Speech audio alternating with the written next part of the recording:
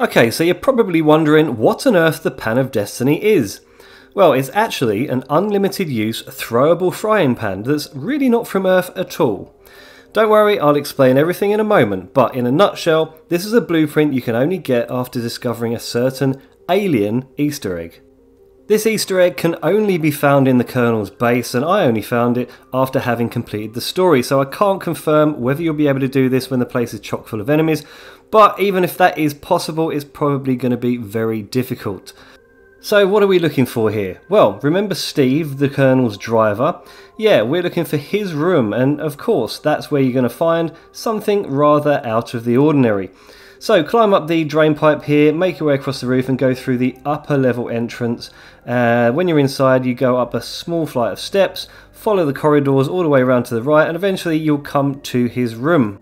The first clue to this Easter egg is a very familiar piece of artwork on the wall here. It's actually an Easter egg that was in the following DLC from the original game. You had to collect some special stones, place them there, and when you did, a UFO would appear. Now when you move further into this room, you'll hear a strange sound that turns out to be a chicken in a cage. Of course, he's no ordinary chicken and he can communicate with you using brainwaves. And he explains that he's an alien that was sent to destroy humans, but that it turned out we'd already done a pretty good job of that ourselves by the time they got here.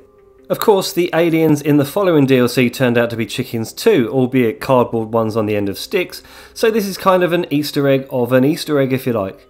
The chicken then asks you if you'll help him escape from his cage, and he sends you off to find a spaceship part, which turned out to be in the sunken city. Now, I hadn't drained the sunken city in my playthrough, so I was going to have to swim for it, and eventually I found it on this car.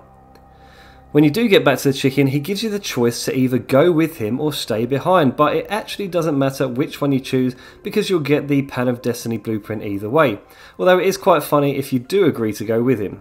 So after transporting back to his home planet, he helpfully leaves you the blueprint for the Pan of Destiny, and you can actually find it once you've picked it up in your crafting menu.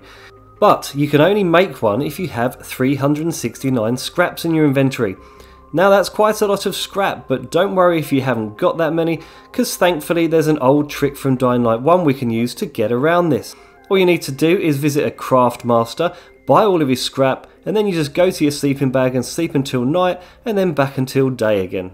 Every time you repeat this process, the craftmaster's stock will be replenished, so it won't be long before you finally got enough to craft the Pan of Destiny.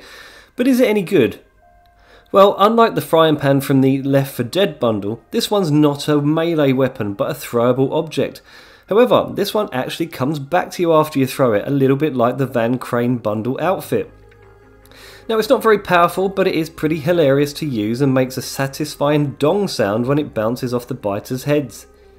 It will eventually finish them off though, and the fact that it doesn't break makes it well worth having in your loadout. And also I later discovered that it's very handy against drowners.